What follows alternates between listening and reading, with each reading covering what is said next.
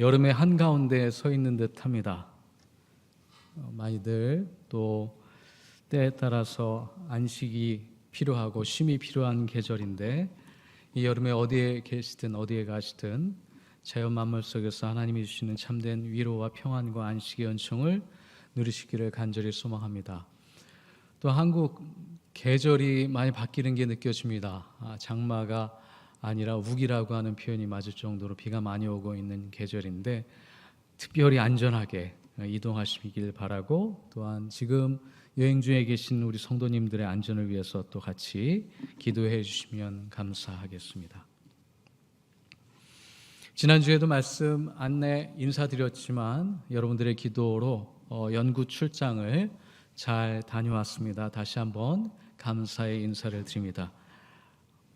연구 주제에 따라서 기독교 역사 가운데 여러 가지 전통과 또한 영적인 유산들을 확인하는, 또한 연구하는 시간이었습니다. 머리로 알던 것을 눈으로 직접 보고 왔기 때문에 체득하는 은총을 또한 배우는 시간을 가졌는데요.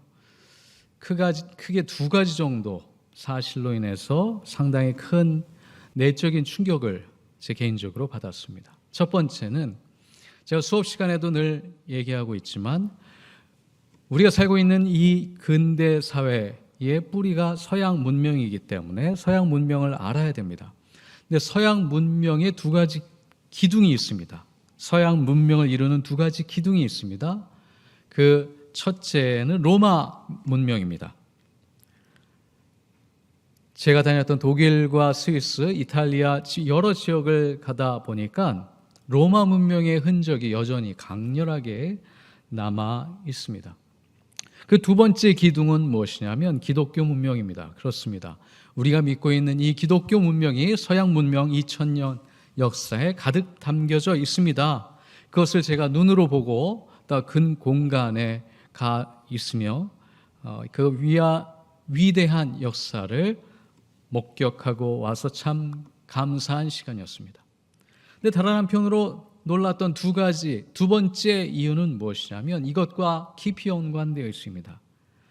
2000년 기독교 문명을 이루어왔던 그 위대한 유산, 그 휘황찬란한 유산이 이렇게 버젓이 뚜렷하게 남아 있음에도 불구하고 유럽인들은 더 이상 기독교에 대해서 관심을 갖지 않는다는 사실입니다. 아시겠지만 그 아름다운 교회들에 예배드리는 사람이 없어서 수많은 교회와 공간이 문을 닫고 있다는 사실입니다.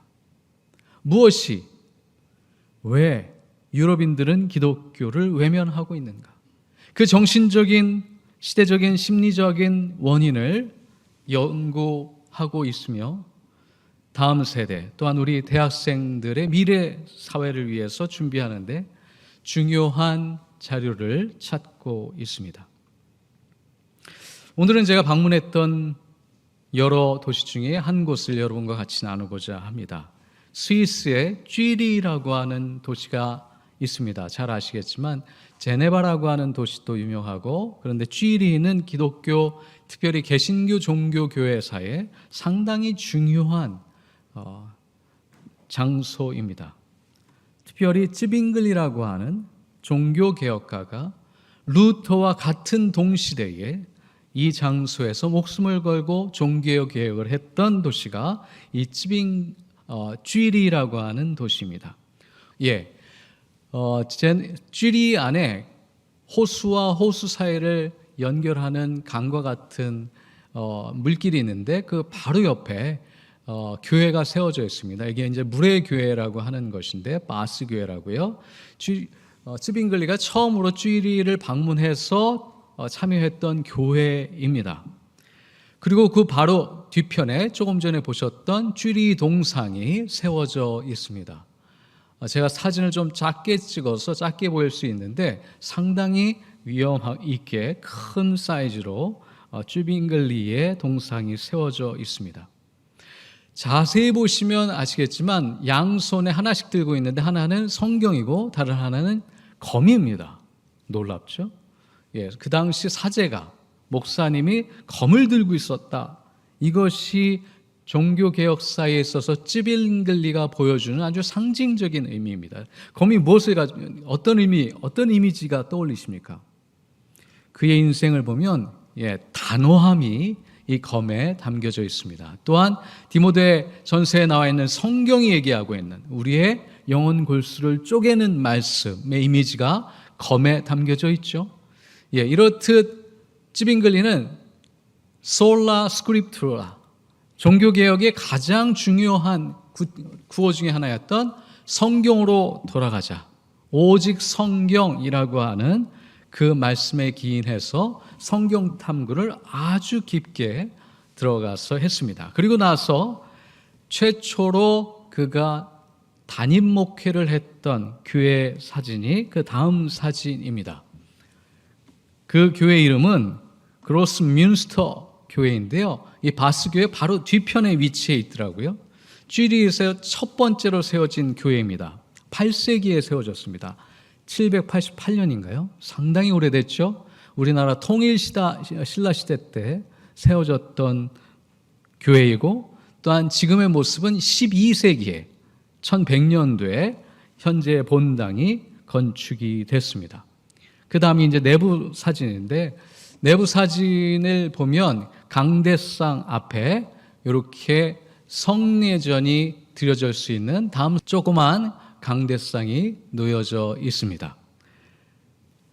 이 예배당의 특징은 무엇이냐면, 우리가 다른 교회 예배당과 조금 차이점을 다른 것들과 같이 비교해 보시면 알 수 있는데, 가톨릭과 중세 교회들은 휘황찬란한 상징들이 엄청나게 많이 있습니다. 근데 이 교회가 그 전에는 가톨릭 교회였죠. 그러다가 찌빙글리를 통하여서 종교개혁을 이룬 다음에 이 교회 내부는 완벽하게 바뀝니다. 변화됩니다. 모든 상징을 제거하고 오직 말씀이신 예수 그리스도에 집중할 수 있도록 설교단이 강조되어 있고요. 성찬식이 드려지는 그 제단은 좀 작게 구성이 되어 있습니다. 오직 하나님께로 다시 돌아가자라고 하는 영적 행신을 갖고 솔라 그라치아, 솔라 스크립투라라고 하는 교회 행신의 운동을 펼쳤던 찌빙글리의 그 흔적들이 고스란히 500년 이상 남겨져 있습니다. 특별히 이 성찬단을 보면서 성찬식을 참여하는 우리에게 어떠한 의미가 담겨져 있는지를 돌아보게 됩니다. 성찬식은요, 종교개혁자들에게 되게 공격적인, 서로의 가치와 생각이 얼마만큼 다를 수 있는지를 보여주는 아주 핵심적인 이슈였습니다.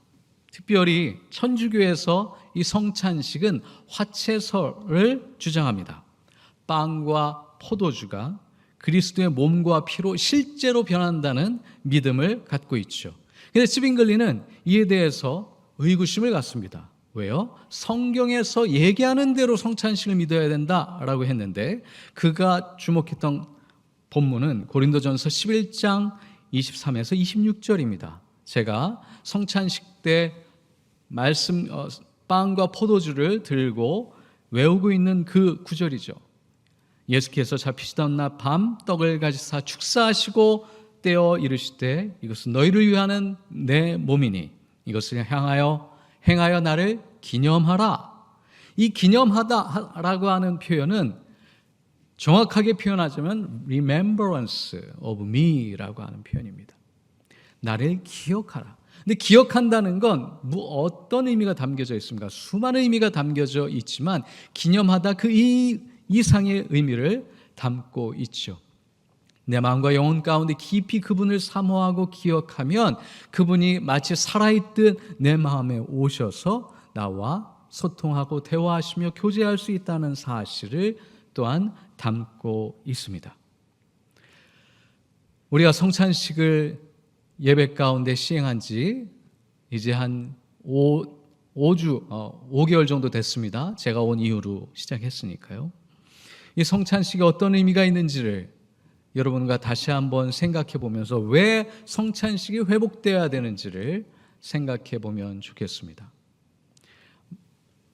개신교의 말씀은 예수 그리스도 그 자체로 고백되어져 왔습니다.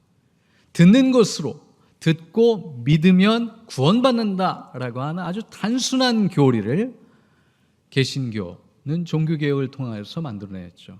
근데 500년이 흘렀습니다. 그리고 나서 세대가 흐르면서 역사 속에 인간의 의식은 다른 방향 속에서 하나님의 임재를 추구하기 시작했습니다. 특별히 우리가 늘 사회적으로 고민하고 있는 MZ세대와의 교류를 통해서 그들이 어떻게 하나님과 보다 깊은 만남과 교제의 길로 안내할 수 있는지를 저는 고민하고 있습니다. 그러면서 성찬의 의미가 우리에게 어떻게 특별하게 담겨져 있을지를 새롭게 발견합니다. 우리는 예수 그리스도를 만납니다.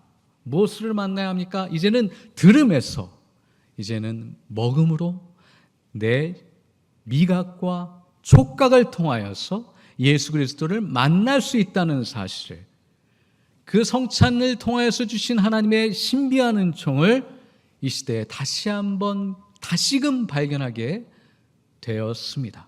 그것이 우리가 성찬을 통하여 기대할 수 있는 은총이며 약속된 축복입니다. 그러면서 우리가 개신교인으로서, 그렇다면 다른 종교개혁자들은 이 성찬식을 어떻게 고백하였는지를 한번 돌아볼 필요가 있겠습니다. 종교개혁가 중에 가장 유명한 분, 떠오르는 분이 누구십니까? 마르틴 루터겠죠. 루터는 어떻게 이 성찬식을 새롭게 이해했을까요? 그분은 공제설이라고 하는 교리를 만들어냅니다. 영어로 consubstantiation이라고 하는 표현인데, 예수님의 몸과 피가 성찬의 빵과 포도주와 함께, consubstantiation, 함께 존재한다라고 믿었습니다. 반면에 칼빈이라고 하는 종교개혁자도 있죠. 이분은 영적 임재설을 주장합니다. 단순히 예수님의 성찬을 기념하는 것이 아니라 이 성찬을 통하여서 영적으로 성령 하나님에 의해서 우리가 그리스도와 연합할 수 있는 통로가 열렸다. 그래서 성찬은 영적인 임재를 경험하는 통로이다, 은총이다, 은혜의 수단이다 라고 고백합니다. 여러분, 이렇게 서로 다른 신학자들이 서로 다른 성찬의 교리를 얘기하고 있습니다. 그러다 보니 안타깝게도 하나님의 이름으로 기독교인들은 서로 다른 교리로 인하여서 수많은 사람들을 서로 죽여왔습니다. 그 안타까운 역사가 유럽 역사에 고스란히 담겨져 있습니다. 놀라운 사실이죠. 안타까운 현실입니다. 같은 하나님을 믿는데도 불구하고 유럽 사람들은 수많은 사람들을 하나님의 이름으로 서로 죽여왔으며 전쟁하였고 수많은 죄악들을 범해왔다는 사실입니다. 무엇을 믿느냐가 때에 따라서는 타인을 억압하고 배척하며 또한 정죄하여서 하나님의 이름으로 폭력을 일삼았던 역사가 남겨져 있다는 사실이죠. 여러분, 이것은 오늘날 우리에게 유럽 사람들이 왜 기독교를 외면하고 있는지를 보여주는 아주 중요한, 외면할 수 없는 역사이며 현실입니다. 여러분, 무엇을 믿고 계십니까? 그 믿음은 우리를 어떠한 진리의 길로 인도하고 있습니까? 배타적으로 타인을 비판하고 정죄하는 방향으로 믿고 있습니까? 아니면 믿음으로 더 마음이 넓어지고 있습니까? 마음이 더 포용적이며 따뜻한 사람이 되고 있습니까? 아니면 내 암과 내 믿음과 내 진리가 타인을 비판하고 정죄하는 정당성을 제공하고 있습니까? 이것은 오늘날 우리가 살고 있는 이 시대에 외면할 수 없는 질문이며 기도 가운데 반드시 참여하고 응답돼야 되는 기도의 제목입니다. 우리의 삶은 성찬식을 통하여서 예수님을 만나고 먹고 소화하도록 초대받았습니다. 그것이 예수님께서 베푸신 식탁의 영적인 의미입니다. 그 얘기는 무엇이냐? 예수님이 우리를 아십니다. 우리의 허기짐을, 우리의 갈급함을 아신다는 의미이며 우리의 허기짐과 갈급함과 부족함을 채울 수 있는 은총의 통로를 제공해 주시다는 사실을 우린 또한 깨달아야 합니다. 주님은 우리의 양식이십니다. 매일 우리는 그분을 먹어야 합니다. 예수님을 통하여서 우리는 우리의 결핍과 부족과 공허함과 허무함을 채울 수 있어야 합니다. 단순한 일상에서 한번 돌아보겠습니다. 여러분 매일 아침 교회 카톡으로 성경 구절을 받아보고 계십니다. 읽어보실 여유가 있으신가요? 그 성경 구절을 받아보고 나서 잠시 멈춰서 그 말씀을 묵상할 기회가 있으십니까? 아멘, 응답하지 않으셔도 됩니다. 중요한 사실은 그것이 나에게 양식이 될 수 있으며 오늘 살아갈 수 있는 영양분이며 예수님과 동행할 수 있는 통로인지가 중요합니다. 식사하시기 전에 기도하실 수 있나요? 요즘 젊은 사람들 혼밥을 많이 하면서 밥을 먹을 때 사람과 먹는 게 아니라 누구랑 같이 먹죠? 핸드폰과 유튜브와 같이 먹습니다. 이게 얼마나 안타까운 시대이며 현실입니까? 그러다 보니 기도하는 순간조차도 이 음식이 이 식탁에 오기까지 얼마나 수많은 사람들의 땀과 노력과 헌신을 통하여서 만들어졌는지를, 또한 이 창조 질서 속에서 하나님께서 만들어 놓으신 그 위대한 은총을 감격하지 못하고 당연한 듯 받아들이는 식탁이 됐는지, 그리하여 우리는 감사할 기회를, 감격할 기회를 다시 한번 놓치고 있습니다. 성찬식 우리는 어떻게 기대하고 참여할 수 있겠습니까? 여러분, 분명한 사실은 우리는 분명히 허기짐을 갖고 있습니다. 목마름을 경험하고 있습니다. 공허함을, 허무함을 느끼고 있습니다. 그 빈 곳을 채워주실 분은 오직 예수님이십니다. 상찬식에 빵과 포도주를 먹으며 성경 말씀을 묵상하며 기도하며 예수님의 음성을 들을 때에 그분의 사랑을 있는 그대로 받아들이고 수용할 때 우리는 예수님의 베푸신 식탁에 참여할 수 있고 그 풍성한 은혜를 누릴 수 있습니다. 오늘 본문은 너무나도 잘 아는 본문입니다. 동일한 본문을 공간복음에서도 다루고 있지만 요한복음에서도 다루고 있습니다. 그런데 요한복음에서 얘기하고 있는 오병이어는 좀 다른 특징을 얘기하고 있습니다. 몇 가지 아주 신비한 지점들이 있습니다. 첫 번째는 준비된 게 없는데 먹을 것을 주라고 예수님이 초대하십니다. 그리고 터무니없이 적은 양의 음식, 즉 보리빵 5개와 물고기 2마리를 보고 모든 이들을 앉히셨다라는 사실입니다. 남자의 수가 5천이라고 합니다. 아시죠? 그 당시에 숫자는 남자만 셌다는 사실, 거기에 참여했던 여성들과 아이들을 생각하면 대략 2만 명 정도가 그 들판에 앉아 있었습니다. 엄청난 양의 숫자를 제공해야 되는 식탁이었습니다. 그런데 11절에 보시면 그들이 원하는 대로 주셨다. 참 신비로운 구절입니다. 그들이 원하는 대로 주셨다. 원하는 만큼 나누었다는 사실이죠. 그리고 12절에 보시면 남은 부스러기를 다 모으고 조금도 버리지 말아라 라고 명령하십니다. 12광주리가 남았다고 했죠. 여러분, 성경에서 12은 무엇을 상징합니까? 그렇죠, 12제자를 상징하지만 그 12제자는 또 무엇을 상징하죠? 이스라엘의 유태인의 12지파를 상징합니다. 12지파가 이제 다 모여서 한 자리에 회복되어 있다. 그 얘기는 이스라엘이 이 식탁을 통하여서 회복됐다, 구원받는다라는 걸 상징합니다. 여러분, 성경에 수많은 상징들이 있습니다. 상징은 기호와 다릅니다. 성경의 글자를 그대로 다 해석하면 오해의 소지가 분명히 있습니다. 교회 안에 있는, 성경 안에 있는 그 상징들을 이해할 수 있는 나만의 지식, 또한 그 방법을 알고 있어야 이해를 할 수 있습니다. 그것을 엉뚱하게 해석하면 죄송하지만 이단과 사이비가 그래서 생기는 겁니다. 정통적인 이해와 해석의 방법을 통하여서 상징을 해석할 수 있어야 건강한 신앙인이 되죠.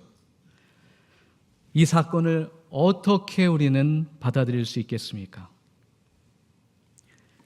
이 본문을 늘 저는 신비하게 보는 이유는 어떻게 2만 명이 되는 사람들의 음식을 다 준비했는지 그 구체적인 방법에 대해서는 성경이 얘기하고 있지 않기 때문입니다. 영화를 보면 예수님에 대한 영화를 묘사하는 거 보면 거기서도 구체적으로 표현하지 않는 영화들도 있습니다. 우리는 상상을 합니다. 예수님이 축복을 하면 이 빵이 뻥튀기가 돼가지고 2만 개가 됐다. 뭐 이런 식으로도 상상할 수 있습니다. 예, 가능합니다. 근데 놀라운 사실은 이에 대해서 구체적으로 과학적으로 분석적으로 설명해 놓지 않고 있다는 사실이며 우리의 거룩한 상상력을 통하여서 이 기적이 어떻게 일어나는지를 초대하고 있다는 사실입니다. 분명한 사실은 이 식탁을 통해 수많은 무리들이 굶주림을 해결하고 배불렀다는 사실입니다. 또한 무리들이 원하는 것을 주셨다는 사실입니다. 요한복음이 더 관심을 가졌던 부분은 공관복음과 비교할 때 이 사건은 누구를 통하여서, 이 기적은 누구를 통하여서 이루어졌는지에 대해서 아주 관심이 많습니다. 누구를 통하여서요? 예수 그리스도를 통하여서 오병이어가 이루어졌다는 사실이 요한복음의 가장 중요한 관심입니다. 우리가 먹어야 할 대상, 우리가 배부를 수 있는 그 대상은 오직 예수 그리스도라는 사실이죠. 17세기 영국을 대표하는 신학자이면서 시인이었던 조지 허버트 목사님이 계십니다. 이분이 성찬식의 아름다운 은총을 고백한 시를 이렇게 남겼습니다. 시 제목은 사랑입니다.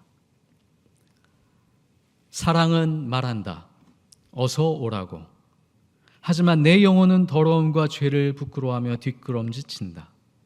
그러나 눈치 빠른 사랑은 내가 들어서려다 망설이는 것을 보고 내게 더욱 다가와 부드럽게 묻는다. 내가 무엇이 부족해서 그러느냐고. 나는 대답했다. 저는 여기 있을 만한 손님이 못 됩니다. 사랑은 말한다. 내가 바로 그 손님이다. 저같이 매정하고 감사할 줄 모르는 사람이 말입니까? 아, 사랑하는 이여, 저는 당신을 쳐다볼 수도 없습니다. 사랑은 내 손을 잡고 미소 지으며 대답했다. 나 말고 누가 그 눈을 만들었는가? 그렇습니다. 주여, 그러나 저는 이미 그것을 더럽혔습니다. 저의 부끄러움에 걸맞는 곳으로 가게 해주십시오. 사랑은 말한다. 그리고 누가 너의 멍에를 졌는지 모르겠냐 말인가? 사랑하는 이여, 그러면 제가 섬기겠습니다. 앉아라. 사랑은 말한다. 그리고 나의 살을 보아라. 맛보라. 나는 앉았다. 그리고 먹었다. 사랑이신 하나님이 오늘 우리에게 성찬식을 선물로 주십니다. 그리고 사랑으로 초대하십니다. 무엇을 먹어야 합니까? 무엇을 먹어야 배부르십니까? 사랑입니다. 하나님의 영원하신 사랑, 우리의 영혼의 허무함과 공허함을 채우시고 입히시는, 먹이시는 그 주님, 그 주님을 받아 먹으시기 바랍니다. 오늘 본문은 저에게 더 깊은 길로 초대하십니다. 맨 마지막 절에 보시면 예수님께서 자신을 왕으로 삼고자 하는 대중들의 욕망을 벗어나서 산으로 물러가셨다 하셨습니다. 여러분, 성찬식을 대하시고 나서 가만히 머무시기 바랍니다. 이 성찬이 나에게 무엇을 주고 있는가? 혹여나 이 세상이 가르쳐주고 있는 욕망에 사로잡혀 있는 나는 아닌가? 그것이 나를 하나님을 만나지 못하게 하는 걸림돌은 아닌가? 돌아보시며 내가 먹어야 할 것, 내가 누려야 할 것, 내가 받아 마셔야 할 것이 무엇인지를 돌아보시면서 머물러 계시기 바랍니다. 거기에 주님께서 우리를 기다리고 계십니다. 우리를 영원한 생명과 안식으로 초대하시는 주님께 나아가시며 주님이 주시는 영원한 쉼과 안식을 누리시기를 축원합니다.